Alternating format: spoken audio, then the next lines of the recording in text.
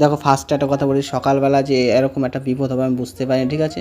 যে সাপটা ছাড়ানো হচ্ছে সেই সাপটা একজনকে কামড় দিয়েছে, ঠিক আছে, আমার একটা খুব কাছের মানুষকে, তার জন্য আমি এসেছি, ঠিক আছে। দেখো সম্পূর্ণ ভিডিও দেখবে, তাহলে কিন্তু বুঝতে পারবে, ভিডিও স্ক্রিপ্ট করতে যেও না, ঠিক আছে। তো সাপটা আস্তে আস্তে ছাড়ানো হচ্ছে। আর বলতো কি এই সাপগুলো যে কী সাপ কেউ বলতে পারছে না। এই যে জালগুলো দেখছো, ঠিক আছে, এই জালগুলো নদীতে ঘেরা হয়েছিল, এখন জোয়ার দেখে জল যখন ভাটা হবে তখন এই মাছ ধরা হবে।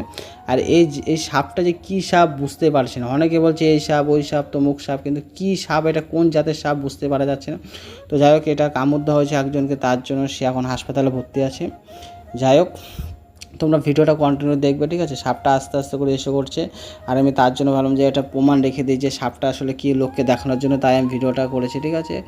আর বলো তো কি মেন কথা, এই যে সাপটা যে এই যে দেখে, ভালো করে একটু দেখে নাও, এটা কী সাপ আমি বুঝতেও পারছি না। তো যাই হোক, কেউই বুঝতে পারছে না এটা কী জাতের সাপ। এটা কেউ বলছে এই, কেউ বলছে ওই তমুক। আর দেখো লাস্টে আমি দেখাই যে লাস্টে পাটটায় জাল সম্পূর্ণ তোলা হয়ে গেছে। হ্যাঁ, তো রাতেবেলা মাছ ধরা হয়ে গেছে, ঠিক আছে। সেই জাল হচ্ছে সাপে কামড় দিয়েছে দেখে চলে এসছে। এবার পরে গিয়ে আমরা গিয়ে জালটা তোলা হয়েছে, ঠিক আছে। ভিডিওটা ভালো লাগলো অবশ্যই, আর যেটা দেখছো ওটা আমার কাকা। Tata, bye bye.